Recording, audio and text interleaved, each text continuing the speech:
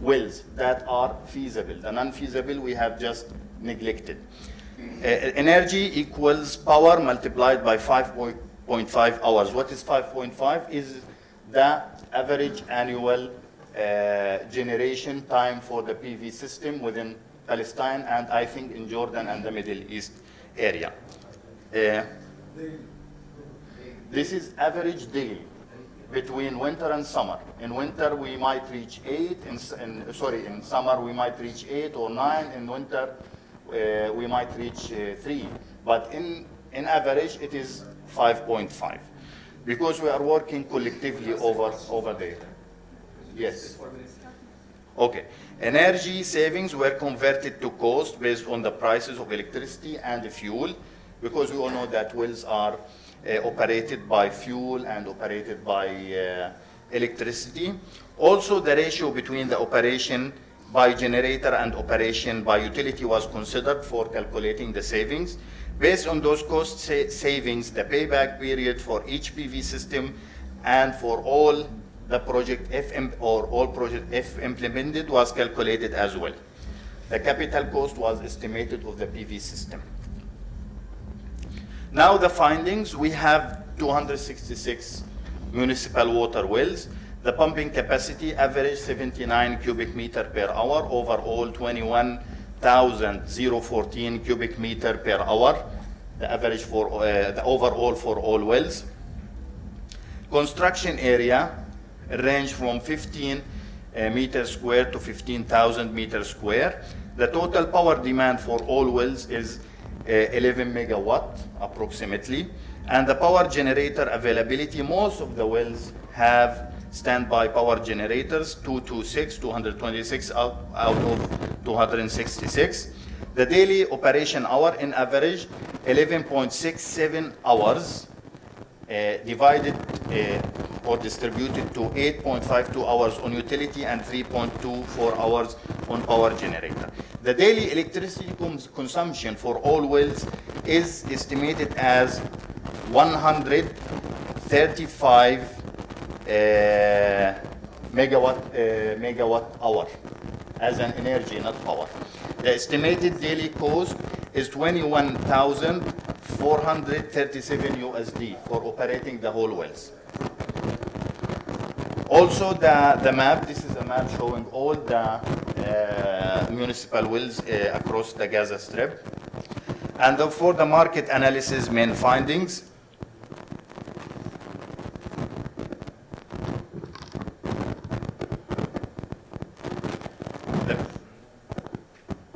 the main finding was that the local market has the capacity to meet the demand. However, some delays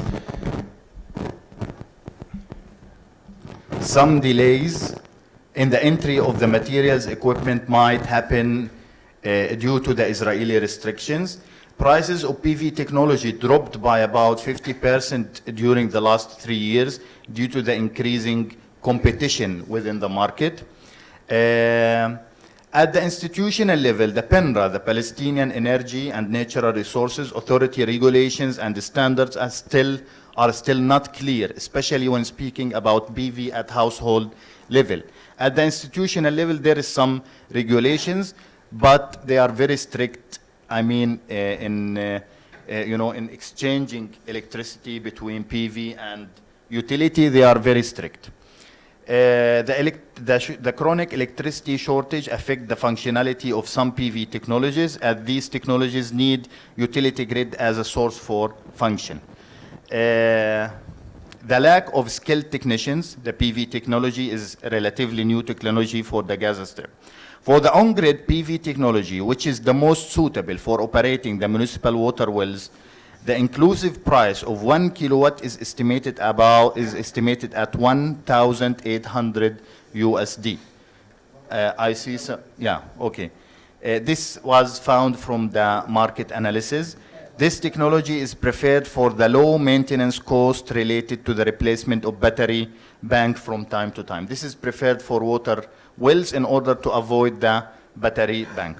The on-grid PV technology does not rely on batteries for storing energy. Now, the main findings for the technical feasibility. Out of the municipal wells, 43 wells were found feasible to be targeted with PV solar system, on-grid system. These are the wells got more than 60% in the feasibility index. Out of the municipal wells, 128 wells were found moderately feasible to be targeted with PV solar system. These are the wells got feasibility indices from 40% to 60%. The rest, which are 95 wells, were found not feasible to be targeted at all by PV systems because they got a feasibility index less than 40%. Now for the financial analysis, for all feasible and moderately feasible wells, if all feasible and moderately feasible wells were targeted, then the daily energy conserved is 34,062 kilowatt hour, and the cost conserved is 9,800 USD, with a note that the total capital cost of the proposed PV system was estimated at 19 million USD. Then the payback period was estimated as 5.3 years. Thank you. But just excuse me, I need extra 5 minutes to present another case. Okay. Okay. It's fine. In the discussion, you can highlight a couple of issues. If we have extra time at the end, I'll give you that. Yes. Definitely. This will be fine.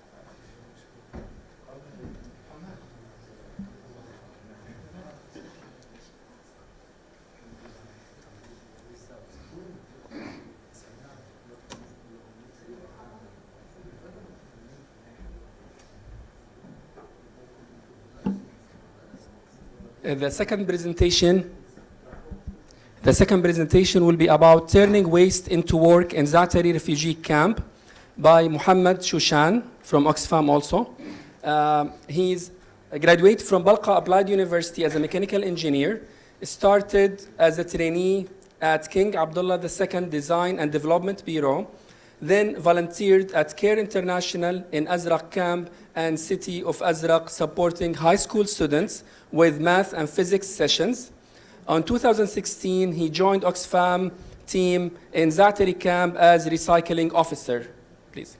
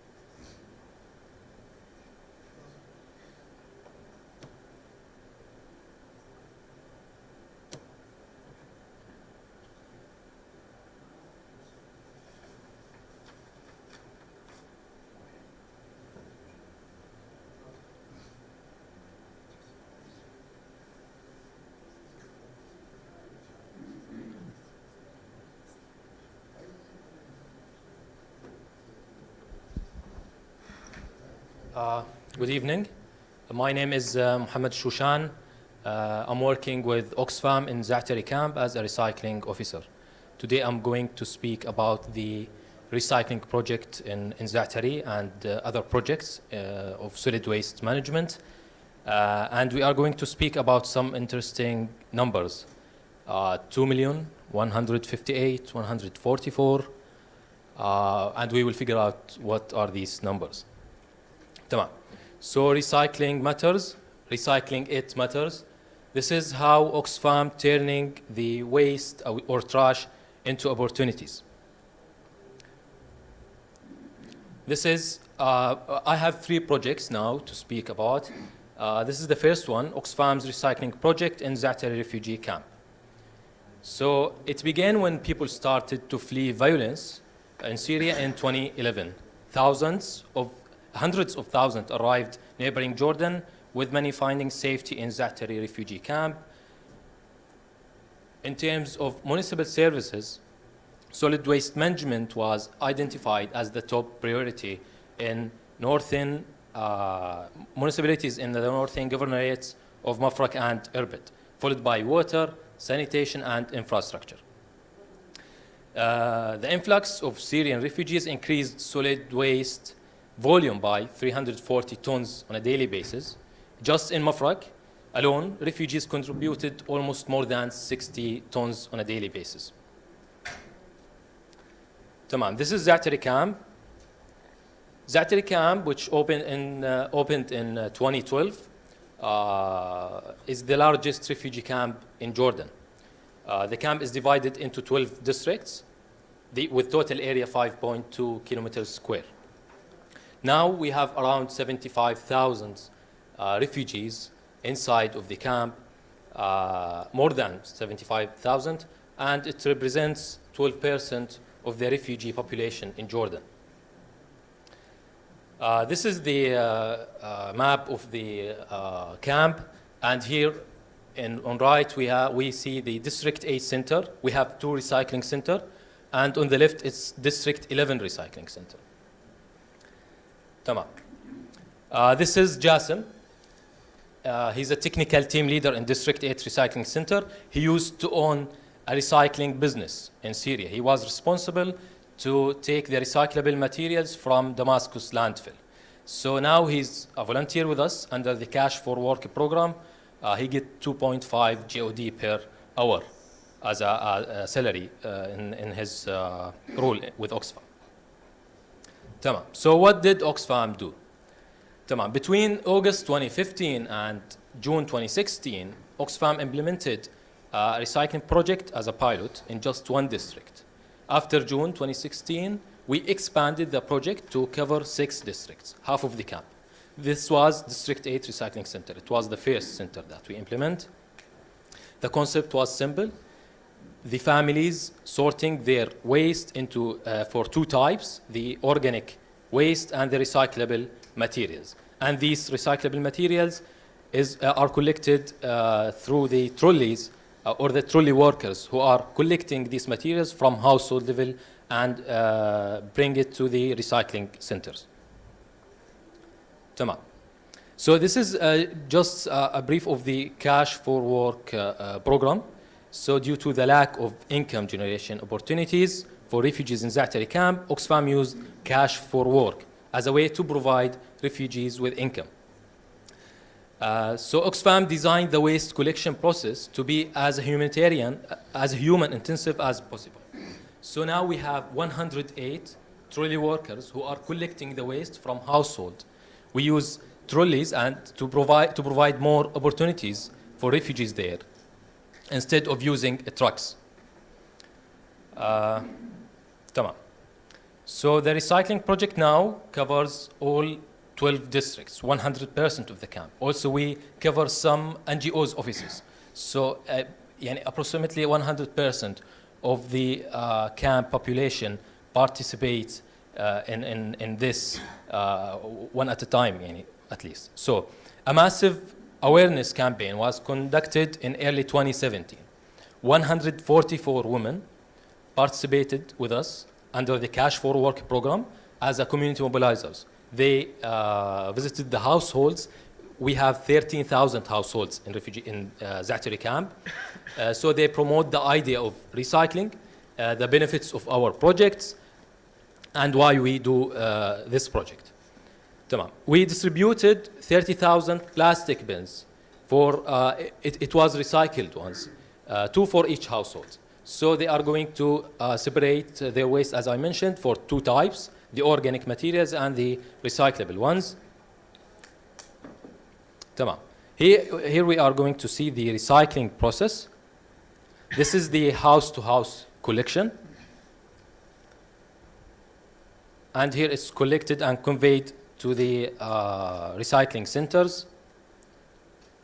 So here materials are sorted. We sort the materials for 3 types: cardboard, metal, and plastic. Under plastic, we have 3 main categories or types: HDPE, PP, and PET. So the process that we do is cardboard baling.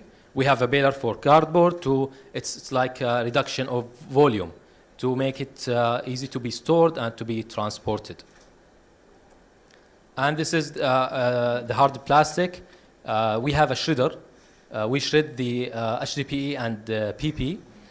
Also, we divide each type for many colors to make it suitable for the Jordanian market, for the recycling market in Jordan, to raise its quality and, of course, to raise its price and find more people who are interested to buy these materials.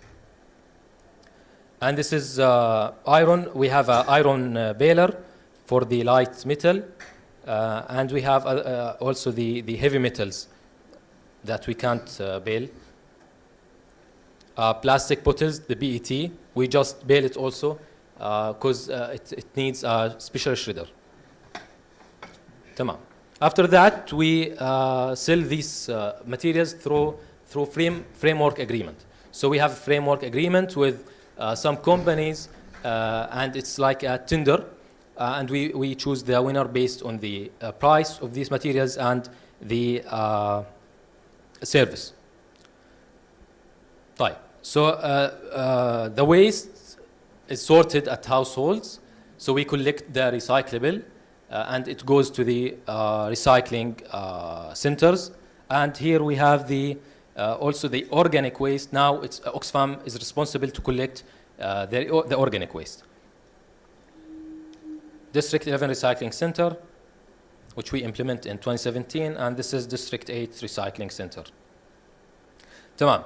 We have we collect on a daily basis 4 tons of recyclable waste, and we collect 33 tons of other wastes. Tamam. The impact: 88% households participated in our project. So 88% of households are sorting now their wastes. Oxfam Recycling's project provides work opportunities. We have the District 8 Recycling Center is funded by GIZ, and the other one is funded by DFAT. Each of one provides 79 opportunities for refugees. And we provide a cash injection to refugees. It's more than 240,000 USD. The 2 million kilograms. So far, we have collected 2.5 million kilograms of recyclable waste. This waste is supposed to be dumped in Al-Hussaniyat landfill, which is one of the 50's world's biggest landfills or dump sites in the world. This is Al-Hussaniyat landfill, and we see Za'atari camp. It's here in the 5-kilometer circle. So it's just 5 kilometers away from Za'atari camp, and it's a dump site. It's not a landfill. Tamam. This is the institutional funding awards that we got in October under the category of innovation award amongst 93 countries within Oxfam. The challenges that we faced is selling the solid waste materials to Jordanian market. We had a problem of finding people to buy our materials, the strict camp protocols and the regulations, inclusion of women in the recycling activity, and this is the next step that we are going to do, is to include women in sorting facilities. We have now 12 separation workers who are process the materials. Now we will give 6 opportunities for women, so we'll have 50% of the sorting or the sorters are women. And the sustainability issues, now we are covering between 20 and 25 of our direction costs. Tamam. The next project is garbage collection and street litter picking.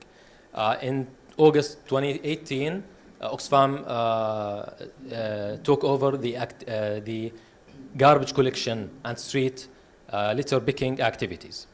Now we handle this project across 12 districts. This activity is monitored by 24 dumpsters monitors who are filling 12 positions. The average daily collection, as we mentioned, is 33 tons of mixed garbage.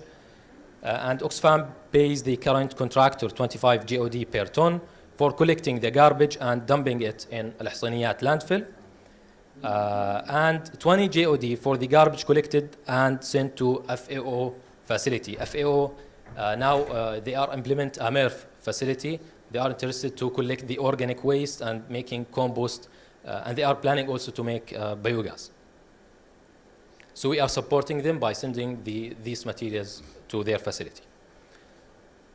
Tamam. Now Oxfam is engaging refugees under the Cash for Work scheme. Around 500 street sweepers, males and females, are working on a daily basis in Zaatari camp. The street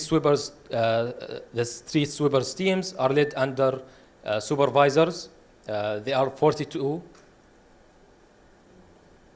and that's it for the collection service. The last project is the recycling project in host community. It's managed by my colleague Baha. He's the project officer for this project. The project has two main components: the capacity building for municipalities and the capacity building for beneficiaries and community. So the first component, it's done through service capacity development for municipalities through providing infrastructure for recycling. It includes construction for sorting facilities and provides some necessary equipment. Also conducting a training program to develop skilled workers in the field of solid waste management and recycling. The second component is done by conducting public awareness to increase